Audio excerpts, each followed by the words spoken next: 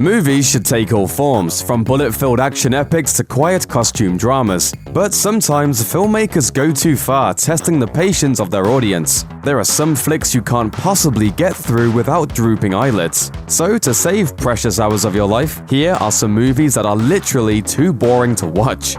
Last Days. A film loosely based on the last days of Kurt Cobain's tragic life? Sounds like a winner. Too bad director Gus Van Sant decided to have Michael Pitt, playing a Cobain-like musician named Blake, just wander around and mumble incoherently from time to time. In the most thrilling moment from 2005's Last Days, the camera moves from a drugged-up Blake to a TV screen on the other side of the living room, where the video for Boyz II Men's On Bended Knee is playing. It stays there for almost the entire video. The camera then moves back to the strung-out singer. That's the most action-packed scene in the entire film. When it comes to mumbling musicians, there's only one for us anyhow. Someone has been in my room and taken my beers away from my room. I don't think so, darling. Meet Joe Black. You wouldn't think a movie about death taking human form would be a snooze, but this one is. In 1998's Meet Joe Black, Anthony Hopkins plays Bill Parrish, a billionaire mogul about to celebrate his 65th birthday. His daughter, played by Claire Forlani, is considering marrying a guy on the board of his company. But Hopkins gives a big speech about how she must wait for passionate love. Later, Forlani meets Brad Pitt in a coffee shop and, though her heart's all aflutter, she doesn't even get his name. Then, this happens.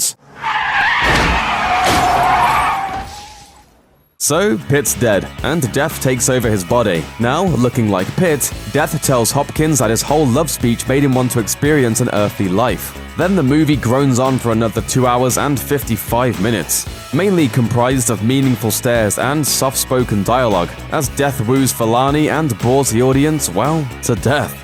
The Brown Bunny.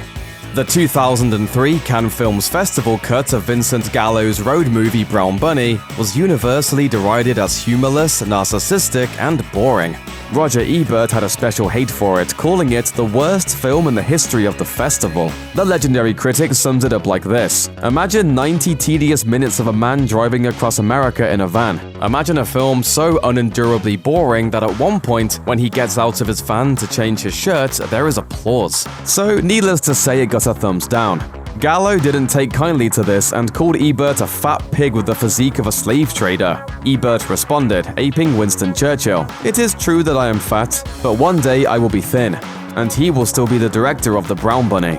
Gallo later released an edited cut, shaving off a quarter of the film's runtime, a version that earned a thumbs up from Ebert, who called it quietly, sadly effective. But the Rotten Tomatoes critical consensus for the drama today tells another story, more dull than hypnotic. The Brown Bunny is a pretentious and self-indulgent bore.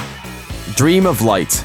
There's watching paint dry, then there's watching a painting dry, which is a large part of what 1992's Spanish documentary Dream of Light is all about. To be fair, you also see painter Antonio Lopez Garcia carefully set up his canvas to allow him the best possible view of a nearby tree, which is his subject. Aside from the actual act of painting, he also chats with friends and has to deal with the weather. It's all very charming, if you're into this sort of thing. But does it really need to be almost a half hour longer than Star Wars? It's the perfect pick for falling asleep on a rainy Sunday afternoon, following a Bob Ross marathon on PBS.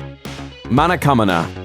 In Nepal, a Hindu temple called Manakamana sits more than 4,000 feet above sea level. Travelers of all ages and races come to the site, from selfie-ready tourists to animal-sacrificing pilgrims. Little is known of the temple in the Western world, but there's a documentary that sure sounds like it's about this incredible place. Except the 2014 film Manakamana doesn't show us the temple, explain its history, or talk up its religious importance. Instead, it sits a camera in the cable car that takes you to the temple, and shows the people riding in the car in uninterrupted 9-minute cuts. Sometimes the riders are completely silent. One segment is just goats. Critics loved it, but agreed it may help you drift off if you're not in the right mood, with one Vulture writer summing up the sentiment, saying, "It's the closest he's seen a film come to an act of genuine hypnosis.